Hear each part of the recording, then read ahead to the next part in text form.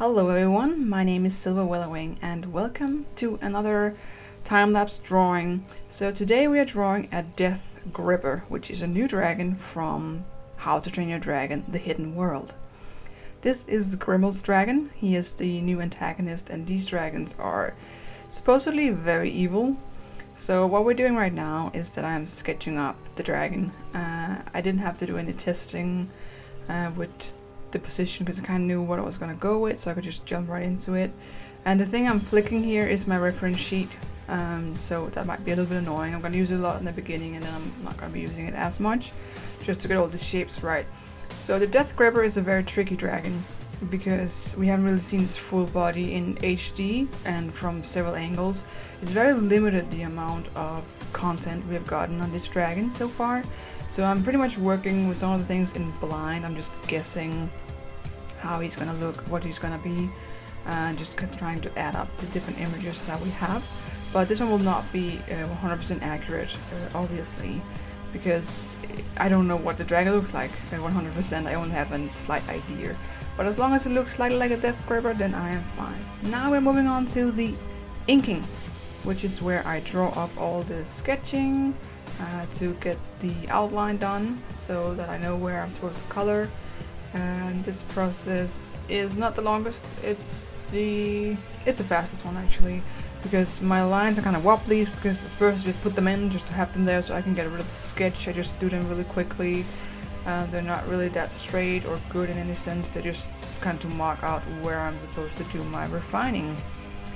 And we're doing the wings right now. They always take forever because it's just such a long line, it has to be straight. Now we're doing the refining, which is where I go in and look at all these wobbly lines I have made and I correct them and add details that I thought was missing before, and I just, make everything look more smoother. Because the tablet I have is not a screen tablet, it's one where it's just a tablet and you have to look at the screen to see what you're doing. So that often means that my lines are not precise because I can't really see when I'm drawing the line because I have to pay attention to the computer screen. So that makes it kind of a little bit more difficult. I would assume, at least. I haven't worked with a screen tablet ever, but I would like to. But I've always just had these because that's the brand I'm comfortable with. Maybe one day in the future I'll try out a different one with a screen on the tablet so I can see my lines. But now I have to look at the computer and kind of averagely see what the lines are. I don't mind the refining, it gives me a chance to go in and really think about the lines. Does this work? Do I have to change this? It's the proportion of anything like that. You can go in and kind of give it a second look at it before you start coloring and so on. The dragon has a lot of spikes all over its body, small spikes and bumps, so that's important to keep in mind on its wings especially. It's like a very spiky dragon. It's a very grotesque creature, as Guy Deblois described it at Annecy Festival. So it's gonna be a really monstrous dragon. So the wings, like I said before, takes a long time always because the lines have to be completely straight. Well, they're never gonna be completely straight, but they have to be somewhat straight so it's pleasing enough to the eye. So I have to really go in and just erase and adjust so that they really just align and they're the same width all the way through. So wings are always super annoying, and then dragons take a longer time than cats and dogs and horses and whatever I'm normally drawing, whatever I get around to. So the wings are always a big struggle, but they look great in the end, so it's worth it. And the little bit of tusk adjustment there wasn't really satisfied. I go in and adjust things a lot. I come back and I'm like, this is not good, this is not good. This tail was annoying me so much. And I also forgot these wing spreaders up here on the right wing. And then the tail again, I had to go back so much because then it looked stiff, then it looked too thin, then it was too thick. It was just a nightmare. So now we're gonna go into coloring this one, and I'm gonna be using the reference sheet a lot for this because I have no clue where exactly to put all the different colors, because this one is unlike the Light Fury, which I did before, has two different main colors, which is black and red. So I have to keep in mind where is the black gonna come, where is the red gonna come, where is it gonna stop, and all that, how is it gonna line up. So I really had to use the reference sheet a lot throughout this, so I'm sorry for all the flickering. But it's a difficult dragon, and this one doesn't look 100% like the one Grimmel is standing by. So this is probably one of the others because he has several. He has at least 4 as we've seen in the trailer. And they all have different patterns. They're like zebras. I do believe that each is unique in its own way. And I'm also just like splattering the colors right now. As you can see, I'm not following the outlines because later I can take all the things that are outside the outline and remove them. So now we're gonna do the smooshing. We're gonna smooth up everything so it looks a little bit more natural, semi-realistic kind of, not really, but it just looks better in my opinion instead of having it very divided. Kind of merging the colors into each other to make them appear more natural.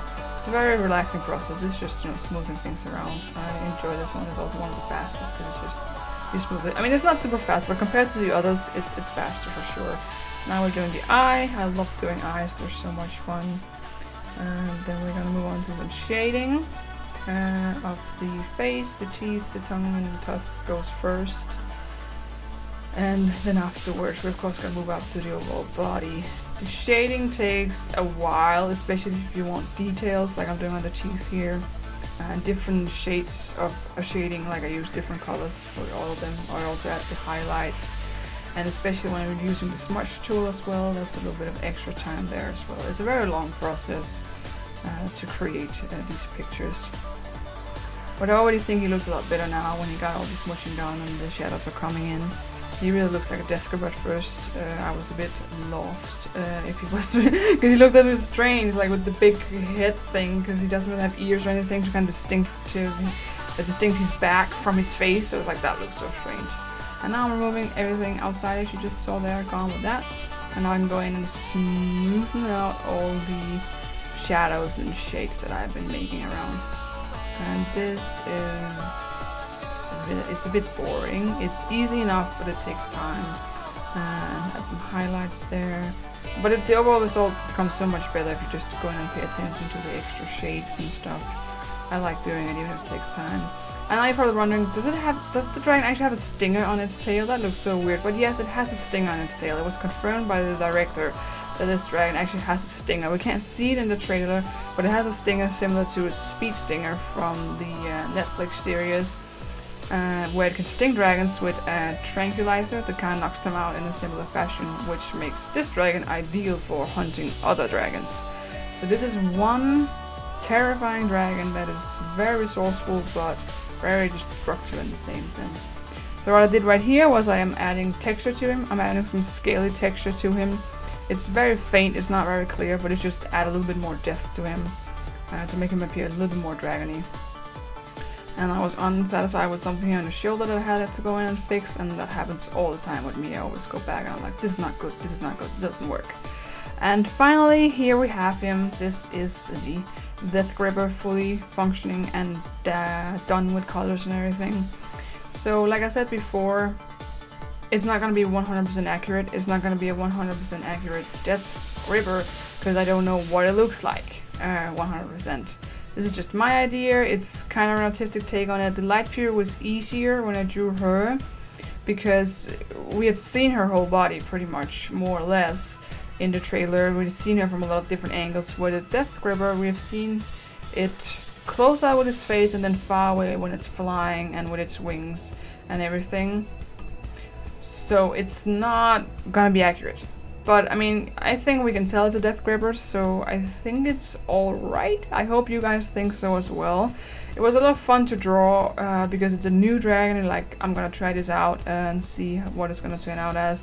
It was not my most detailed drawing. I did do it kind of quickly, so some details could have been improved, but I wanted to get it done. Also, since it is a time-lapse drawing, you have to do them kind of fast.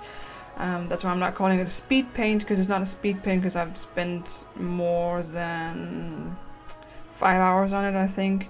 And it's not one that I do in one sitting. To me, a speed paint is something where you sit and you finish it in one sitting. That's a speed paint, because you're so fast. You don't go and take breaks and come back days later and stuff like that. So that's why I call them time-lapse drawing. but that's a bit random. Thank you so much for watching this video. I hope you enjoyed it. Let me know what you think about the Deathgripper as a dragon down in the comment section. Are you excited to see it in action? I think it's gonna be absolutely ferocious in the new House Trainer Dragon, the Hidden World, and it's gonna be really interesting to see how it all plays out, because there's a lot of these dragons and they are very strong. So really excited about that. Thank you so much for watching this. I really hope you enjoyed it, and hopefully I'll see you in the next one. So long, dragon riders.